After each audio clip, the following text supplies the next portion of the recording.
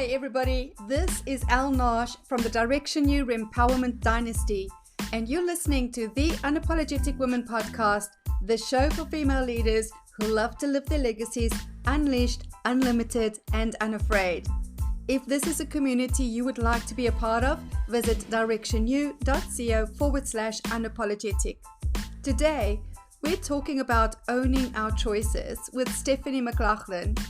In 2022, Stephanie celebrates 15 years of small business ownership. Not one to rest on her laurels, she launched a podcast based on the passion project she's worked on for 10 years. The rapid evolution of the web and how people use it has empowered consumers. But keeping up with the pace of change frustrates and overwhelms many business owners. That's where Stephanie and her company, Savoir Faire, comes in. Ever since her 40 Drinks project, which we'll be discussing in detail, she's been captivated by turning 40 and how other people handle the milestone. This year, the project came to life as the 40 Drinks podcast, conversations with people about their life experience around turning 40. This birthday often comes wrapped in larger life changes, whether it's a newfound search for meaning, accepting your mortality, or shedding all those things you did because some external authority said you should.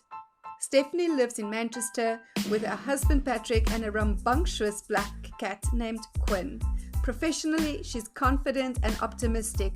Personally, she's sassy and a little ridiculous.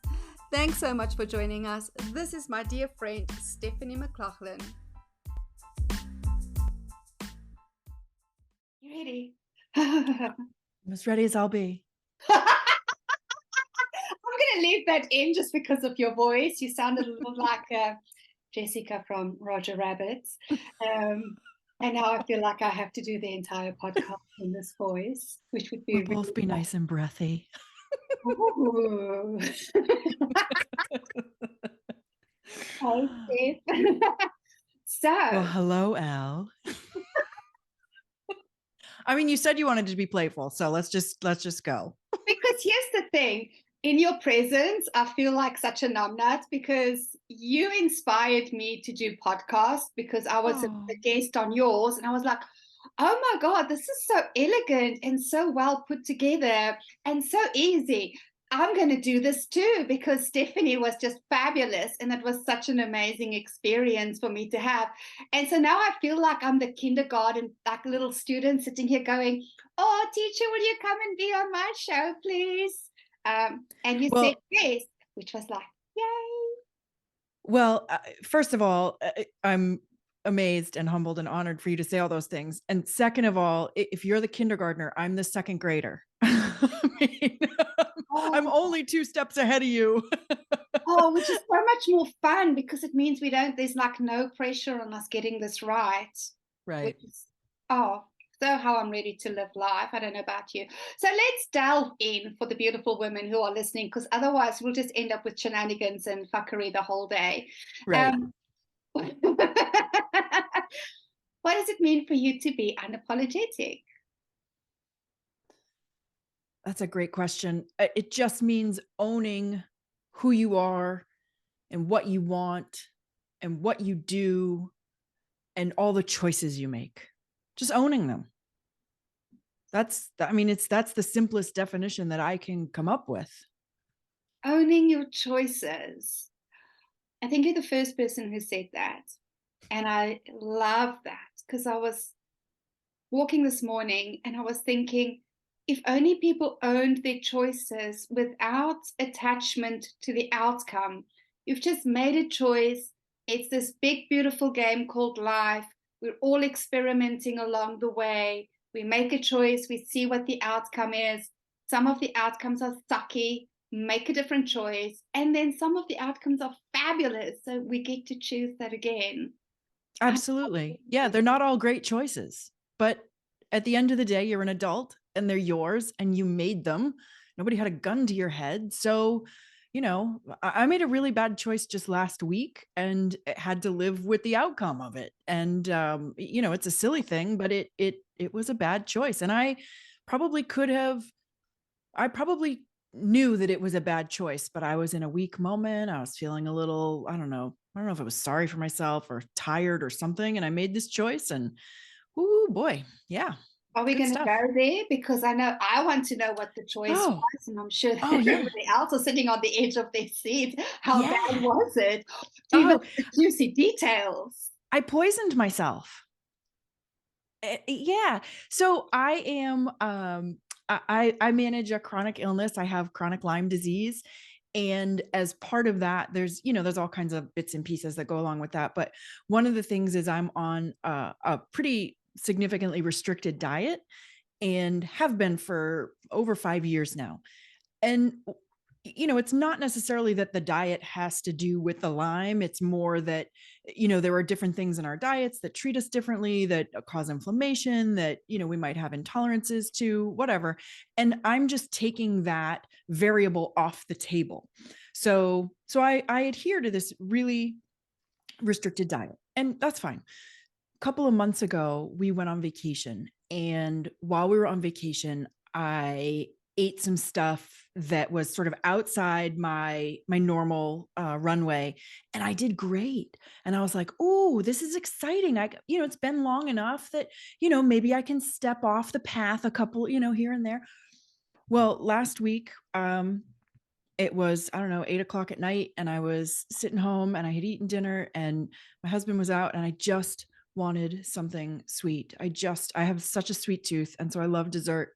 There was nothing in the house except several months ago, my husband had bought me some treats that he thought I could eat. And one of them was a chocolate peanut butter ice cream, but I don't eat peanuts. And it's a dairy-free ice cream. It's a coconut, frozen treat, whatever. But I don't eat peanuts. That's one of the things that's off the diet.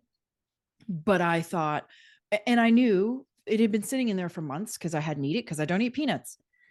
But that night I was like, I justified to myself. I said, oh, when you were in California, you ate all those things off, outside your normal purview, and you were fine. So you should be fine with this. And I ate it, and I ate like 3/4 of the pint, and I was sick before I even put the pint down. And my stomach was off for like 9 days after that. I mean, it was like, I significantly poisoned myself, but what can you do? I made the choice.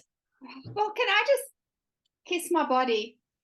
Yes, I'm not please being do. allergic to peanut butter or peanuts, because I cannot imagine my life without Right. peanut butter, chocolates, ice cream, all the things. And I'm just so grateful right now in this moment to my precious body for playing along with me in this game. Yeah. That I can have all those things. So that was an interesting choice, and I love how beautifully you just owning that unashamedly. Yeah, I did it. Shit happens. Let's roll with Yeah. it. Not going to do that Yeah. again, probably, maybe, for a while. Because I always Right. say never. Like, I think Right. people say never. I'm like, never is a long time. Never is a very long time. And the funny thing is I have been poisoned before in this same way, not with peanuts. I don't know that I've tried peanuts in 5 years, but with other things. And it's like, it hurts enough, and it's disruptive enough that you're like, oh yeah, I'm not going to do that again. But then a couple of years goes by, and it's like, oh yeah, oh, I ate corn when I was out. We went to Mexican out in California, and I was like, oh, I ate some, corn chips and some, I did fine. Sure, let me try peanuts. Like, yeah, it's just, you just forget how bad it is. So yeah, It's like but having who can you kids. do? Yeah, what can you do? It's I made the choice, and and there was no even self-flagellation after that. It was just like, oh, that was a dumb choice. I probably shouldn't have done that. Like, and that's it. I did not beat myself up over it. It was just, but that's what being unapologetic is. It's like, I just owned it. I love it. I have this question I ask myself: what's the worst thing that can happen when Yep. I'm making choices? And the worst thing that could happen if I follow down the rabbit hole is always, and yeah, I could die. And then I go, Yep. yeah, I'm gonna die anyway. So it's pretty cool. So, but can I live with everything that could happen along the way? And if it's a yes, then I do it. Like, regardless of how far we have to tumble down the rabbit hole. Because I Right. just feel You like, know, my dad had a twist on that same theme. And he said, when you're thinking about choices, think about the very best thing that could happen and the very worst thing that could happen, and then throw those both away, because they're very unlikely to, you're very unlikely to get, the very top 1% and the very bottom 1%. So it's going to be in the middle there somewhere. And to your point, if you can be okay with that, then, it's a good choice. Because it's what we are here for, is experimenting in life and just kind of getting to our own preferences, right? Yep. So one of the things that I love about you is your podcast. Oh, thank you. Well, first of all, it's called 40 Drinks. You're right. I was like, oh, who wouldn't want to be on the 40 Drinks podcast?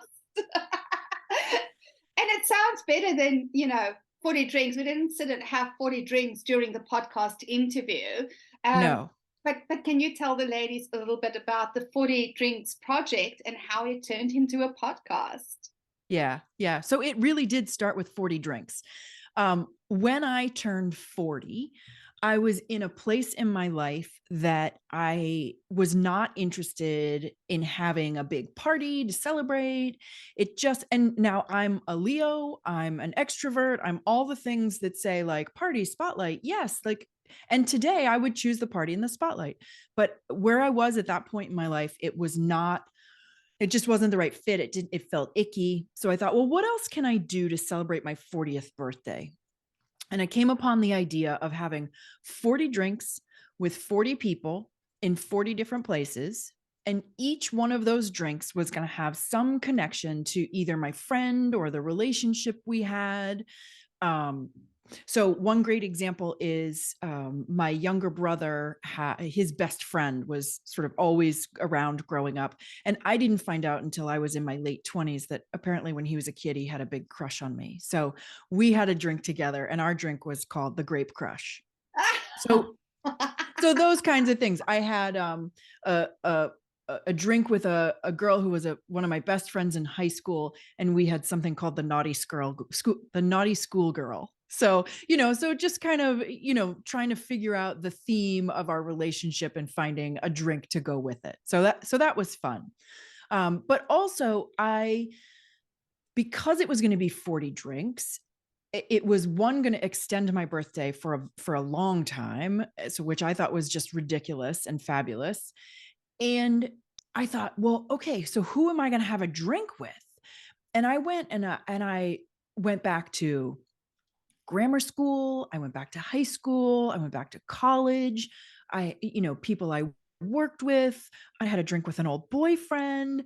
I mean, I went digging for people far and wide. Some people I hadn't seen in 15 or 20 years, but it was a great excuse to pick up the phone or reach out on Facebook or email and say, hey, I'm doing this crazy thing. Wouldn't it be a great opportunity for us to have a drink together? So that's how it started.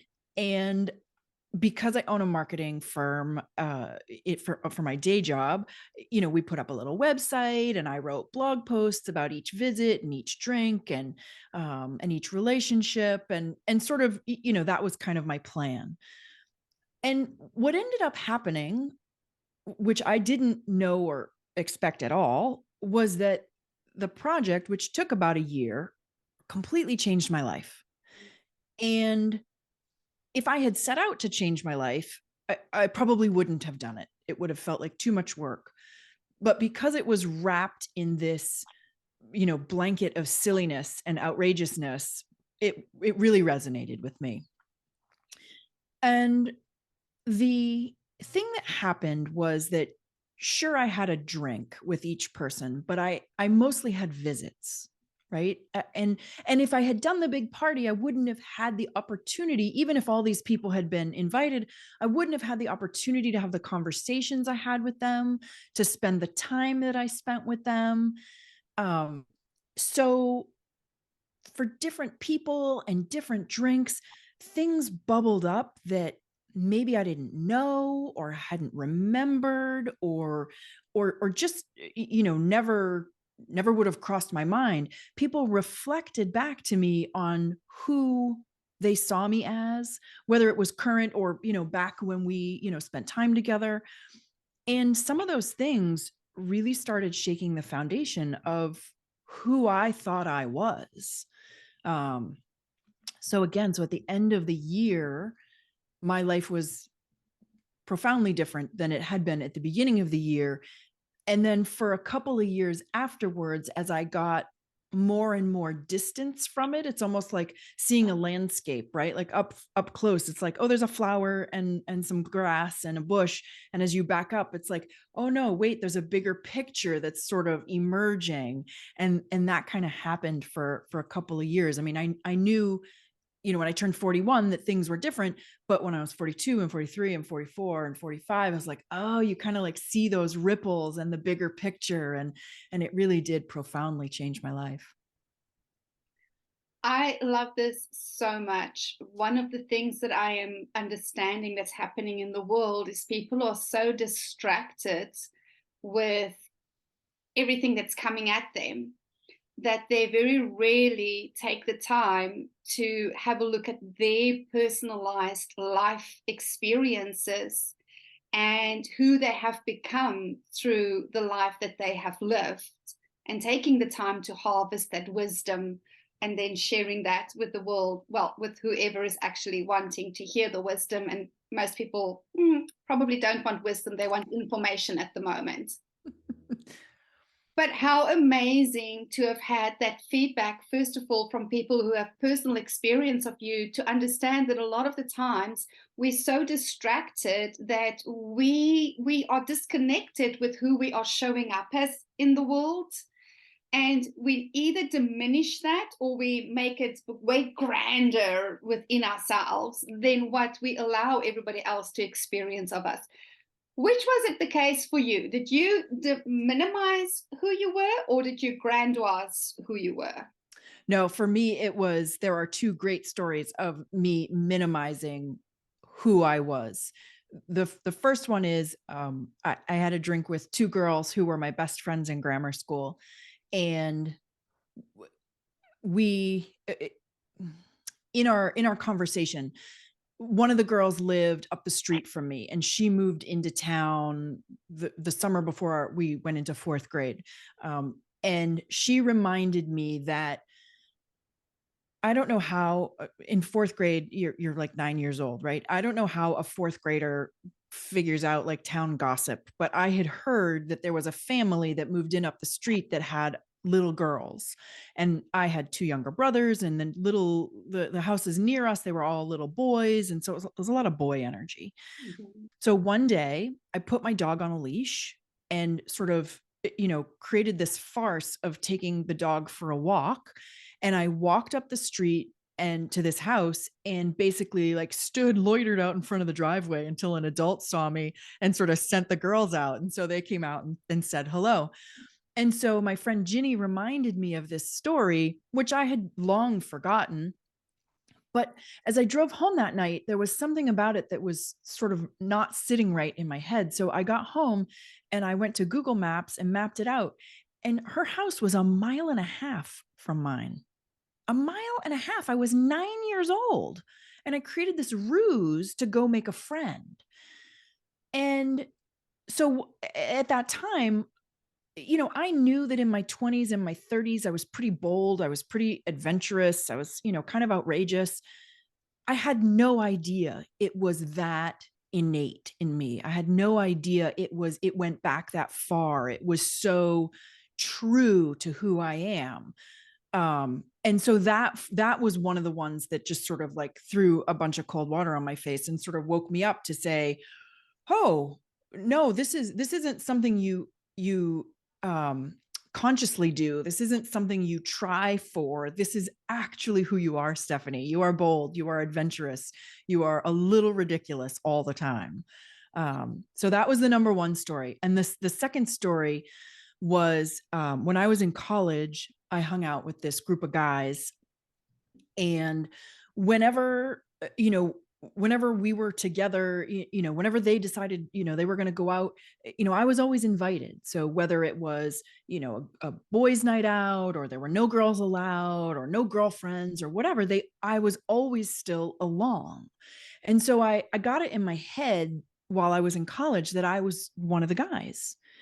And for years afterwards, after I graduated from college, there was another group of guys I was friends with. And then in my late 20s, there was another group of guys I was friends with. And I just always saw myself and conducted myself as if I was one of the guys. And so one of these guys from college I had a drink with, and we were sitting at a bar in Fort Lauderdale, Florida, where he lived at the time. And sometime late in the evening, we were, reminiscing about college. And I said something about, that's just, what happens when you're one of the guys. And it was like a record scratched. And he sort of looked at me and he said, what are you talking about? And I said, well, I was just one of the guys. And he said, Stephanie, you were never one of the guys. And I said, well, I don't get it then. Like, you guys always had me along, like, no matter if there were no girls, no girlfriends, like I was still part of this core group. And he said, well, you were just cool enough that we always liked having you around. Like we definitely did not think of you as one of the guys. And Elle, I have to tell you, that one really shook my foundation, because I had built for decades afterwards, I had built this persona of being one of the guys, and it wasn't true. So if that wasn't true, then, the foundation I had built on wasn't solid. And so that kind of shook me. And a couple of years later, a friend of mine said, I was telling this story, and a friend of mine said, well, so what? Why is it such a big deal? And I it made me stop and think. And I realized I never would have given myself the credit to be cool enough to hang out with those guys. I never would have given myself the credit to be just enough myself to be always included with this group of people that I valued so highly. And so that was a way that I diminished myself pretty significantly, certainly way back then, and then built upon it over the years. So yeah, those are a couple of the ones that really, really shook me and started, making me think about things deeper than I was maybe, normally would have thought. Those are two profound insights, and part of what I preach and teach about with regards to fear consciousness and how we are being conditioned to it's about the doing, when in fact it's about the being, and B, that we have to prove ourselves worthy, when in fact we already are enough and worthy. So how amazing that life gave you this experience to get the learnings that most people actually will never get in this lifetime. They will die proving themselves and trying to achieve and thinking that they're not enough or not good enough or not worthy enough. So your life is being pretty kind to you. I mean, other than your body rejecting peanut butter, like maybe that's just playing that's karma, bitch. Like that's, well, you can't, you can't have it all that easy. You can't have right. I always say that about, if of course, don't we all, I would love to lose a bunch of weight, but it's like, well, if I was skinny too, then, that'd just be too much. You guys wouldn't even know what to do with me if I was all this and skinny. It's hilarious, because the book that I just published is about that. People think that they can be great in one thing, but greatness is too much for most people to even comprehend. What if we were just great in everything? Can society handle that? And for you, I'm going to say yes, because I think you're just freaking amazing and marvelous, and I want to be more in your space all the time. You're like my peanut butter. I can lick you and the spoon, and it would be, I know. That came out very inappropriately, but you get me. So well, I don't know if anybody could see, but I'm over here sort of like jamming about, yeah. I get exactly what you're saying. Of course you did. So why did you turn it into a podcast? During the whole thing, people would hear the story and would hear what I was doing. And universally, I got the feedback, oh, that's such a great idea. You should turn it should be a book. It should be a movie. It should be something. It should be a TV show. And so for years afterwards, I worked on, with a friend of mine, I worked on a book proposal that we took out to different publishers. And I even had an agent for about a year who was helping us with it. And what we learned, again, we got great feedback on the idea, which I think is sort of uncommon from the publishing industry. Everybody was like, this is a great idea. It's just not for me. But what I learned was that the publishing industry is pretty risk averse and they're not interested in doing anything unproven. So because my blog wasn't generating, 10,000 views a month, and because I didn't have a social following of, 17,000 people, it didn't matter. It was a great idea. They weren't going to take the leap. So that project would sort of like bubble up and then it'd go, fallow for a couple of years, and then it'd bubble up again and then it'd go fallow. And it, that's fine. But about a year and a half ago, I took an online course on marketing tactics that I don't necessarily use for my clients. Things like courses and communities and memberships, and podcasts was one of them. And I thought, as I'm taking this course, I thought, that's interesting, a podcast. And so the first iteration was like, well, I could tell the 40 Drinks stories. I was like, well, that's just 40 episodes and you're done. And I was like, well, what if you took the spotlight off of me and my story and turned it outward to talk about other people's stories? Because it turns out that this transition, this personal evolution that happens around age 40 is pretty common. It happens to lots of people. So I started thinking about this, and I thought, well, a podcast, all you really need to start is a microphone, right? There's no barrier to entry as there is to publishing. So I thought, let's give it a try. And I just jumped in. And well, I didn't just jump in. I mean, I did like 6 months of planning and, some feet dragging and some, hurry up and waiting. I mean, it wasn't a perfect A to B line, but I got there, and I launched it earlier this year. Oh, and how amazing that you did launch it. And the stories that get told on your show is so mind expanding. And it is that everybody has a story. Everybody has a story, and it doesn't have to be a wow story. I think a lot of people take themselves out of their own games because they don't have the hero story or the struggle story or the somebody needs to put me on a pedestal story. And I'm at this point going, I want to hear the other stories too. I want to hear the normal life stories of people who actually didn't have to struggle and didn't have an identity crisis and didn't have all of those things. They just matured naturally and beautifully and became wiser and wiser every year. And I feel like a lot of times, especially because of social media at the moment, people think it all has to be hoo-ha in order for it to be interesting. That's not true. It's not true. Yeah, it is really interesting. After I did my project and after I, sort of got some distance from it and saw the changes in myself, I got really curious about what happened to me. And so I did some reading and some researching, and there's a book called Passages that was written in like the mid 70s, where I think the subtitle is like the predictable crises of adult life. And the baseline is, from 0 to 18, if you have kids, there's all these books on their development stages and, what to expect and all of these things.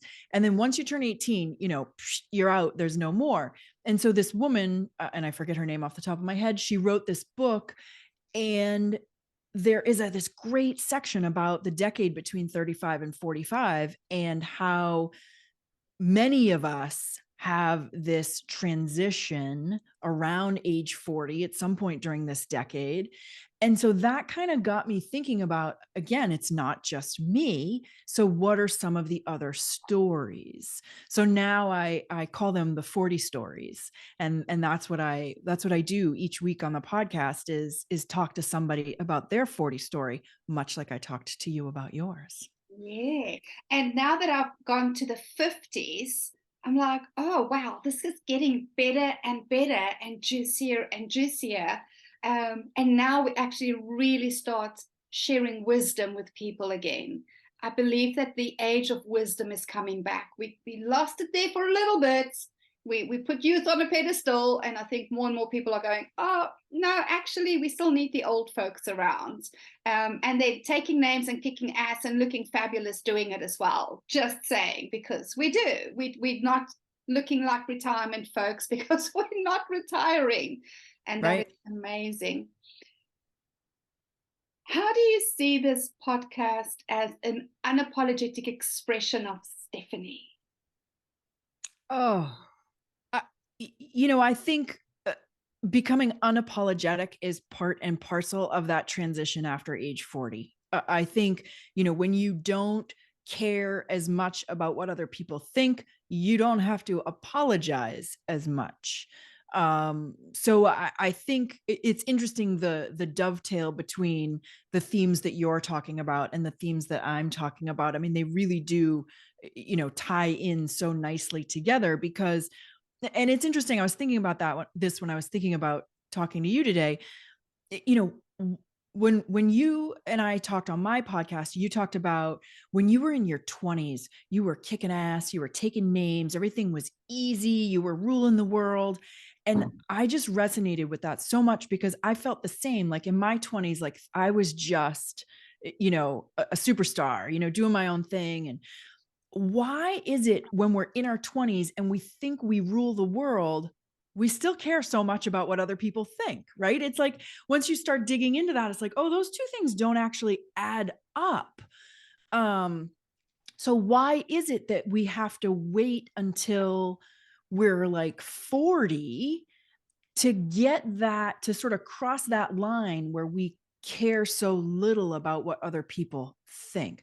I actually spoke, one of my upcoming episodes is with a woman who's younger. She's not 40 yet. She's, I think, 36.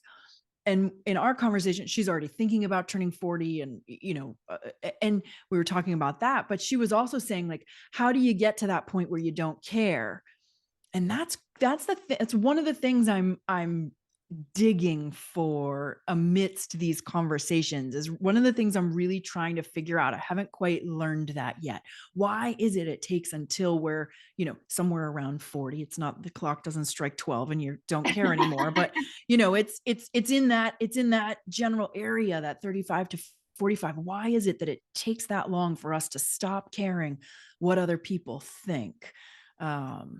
So that's one of the things I'm exploring as I'm having these conversations. I love that. I suspect for me personally, it's because until then, we perform so well for the approval of others. It's almost like being on stage as a dancer and you're feeding off the applause. And then something starts happening in life where you discover that it doesn't matter how good you perform or how much you bend over backwards, there's no pleasing everybody. And it's almost as though there's a tipping point where instead of feeling built up by the applause, we start feeling broken down by the critique. Until one day it's just like, oh, well, I can kiss all the asses in the world and some people are going to love it and some people are going to hate it. But if I took away the audience and there is only me left, then what matters? Mm. And you have to stop caring in order for you to go, if it's just about me, then what happens? And people think it's a selfishness thing, and it is and it's not. It's selfish because for the first time you have to kind of go, well, who am I? What makes me happy? What brings me, joy in this lifetime? But what I'm seeing is that the more you start focusing on being your most joyful self and actually being unapologetically who you are, the greater your impact and influence and vibrancy in the world. And it's an uplifting of everybody who's around you. I always said that it's the most selfish thing and the best thing for the world for people to stop caring so much about what other people think and don't think, quite frankly. Let them have their experience. They're going to anyway. They're going to anyway. It's got nothing to do with me. I show up the same every day, but depending on what mood you're in is how you're going to experience me. So that's the sad truth, or the good truth. Yeah. Yeah. There's in the some of the reading that I've done, I'm going to come at it a different way, but it's the same thing. This book Passages talks about the concept of first adulthood and second adulthood. And your first adulthood is from when you leave home, say 18 till somewhere between 35 and 40.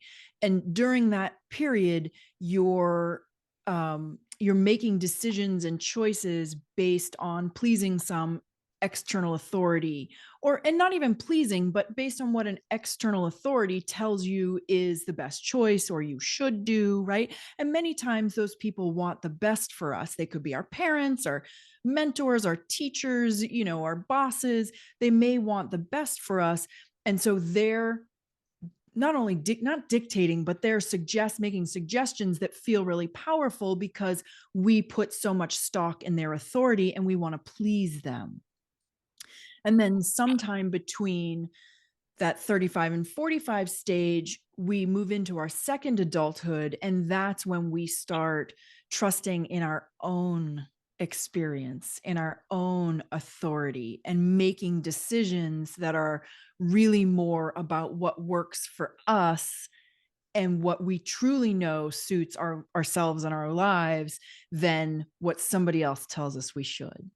So yeah, it's same thing coming at it from a different angle. Yeah. There is no one size fits all.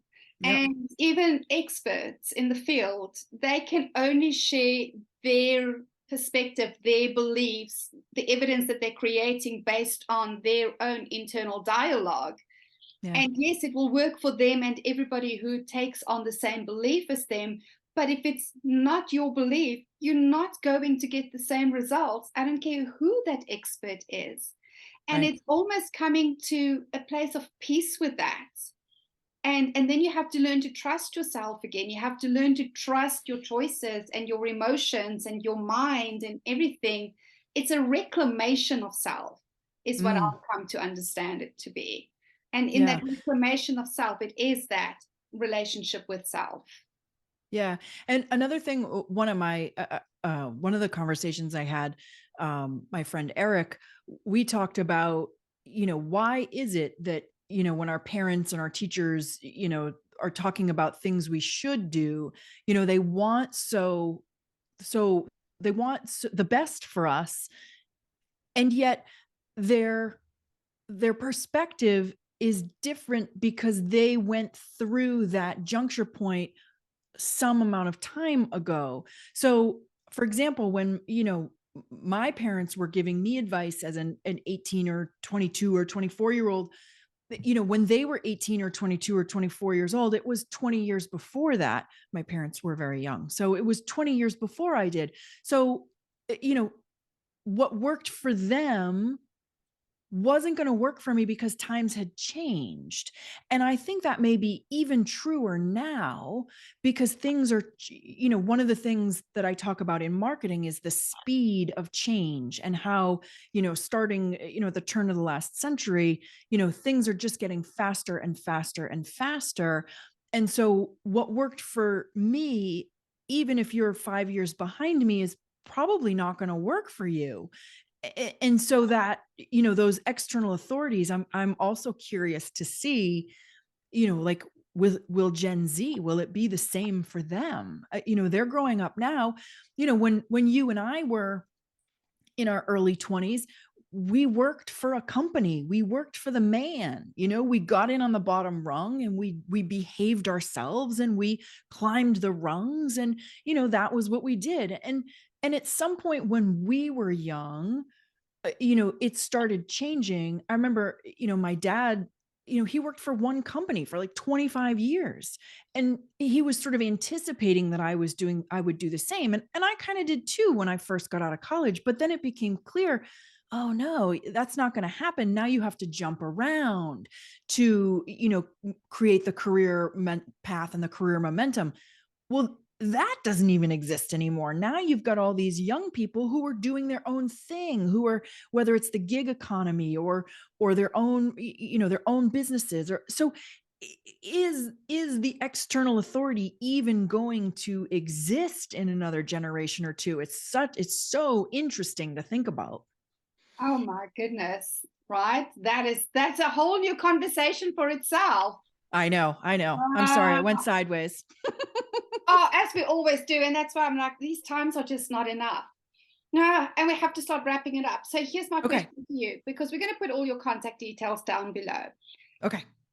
But there are people listening to this who have a story that probably need to be on your podcast. Mm-hmm. Who are those people and how do they get hold of you? Those people are just the people who have a story to tell about a personal transition, an evolution, a period of growth around age 40. A lot of times it looks like things breaking down, like divorces or job changes or career changes. And a lot of times it looks like, coming into yourself and building up. So I don't even know who they are. I want them to tell me who they are, but they have a story about a transition between their first adulthood and their second adulthood. And if they do, they should go to 40drinks.com/guest and tell me about themselves. I love that. The question I love to end this with is, what do you take an unapologetic stand for in the world? Elle, I am unapologetic about not being a morning person.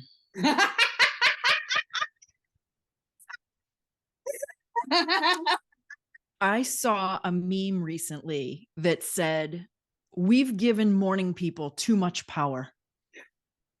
And I agree. I just, and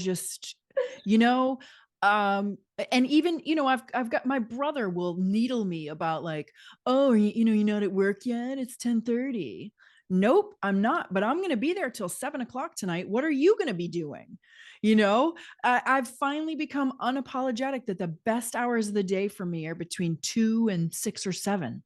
And you know what? That's when I want to be at work. So I'm not going to be there at 8:30 or 9. Don't look for me. And I'm to the point now where my team knows not to look for me. My clients know not to look for me. But you know what? I am successful and I do good work and my clients get the best from me. And so, you know what? That they can't find me at 9:30 in the morning, they're okay with that.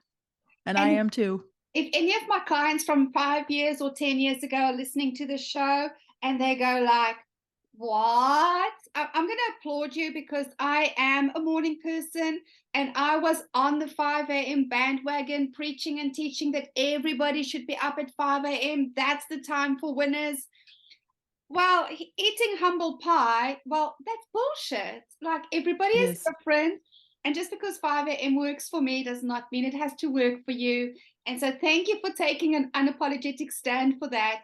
And here's to all the clients who got up at 5 a.m. for me. For those of you for whom it worked, fabulous. And for those of you who hated it, sorry. I'm sorry. I hope that you've learned from that as well. I don't know everything. Power to the night owls. Power to the night owls.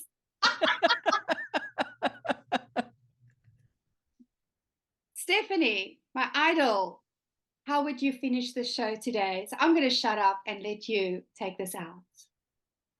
Oh, Elle, the only way I can finish the show is by saying that I adore you and I'm so pleased that we've met. And I just thank you so much for having me today. It's been my pleasure to be here. Oh, likewise, my friends. And to everybody who's listening, connect with Stephanie. She is the real deal. Such a blessing to have met you. And thank you for your time, Stephanie. I know that you are about to go and get ready for cooking a feast. Am I correct? Indeed. It's Thanksgiving in a couple of days and I'm hosting my in-laws. So My mother's going to come over and help me produce dinner for 10. So 40 drinks for that. Yes, indeed. We will, between she and I, we will have 40 drinks. And to all the ladies who are listening, thank you so much for your time today as well. We'll speak to you again next week for another amazing guest on the Unapologetic Podcast. And don't forget, we get to live our legacies unleashed, unlimited, and unafraid. Cheers.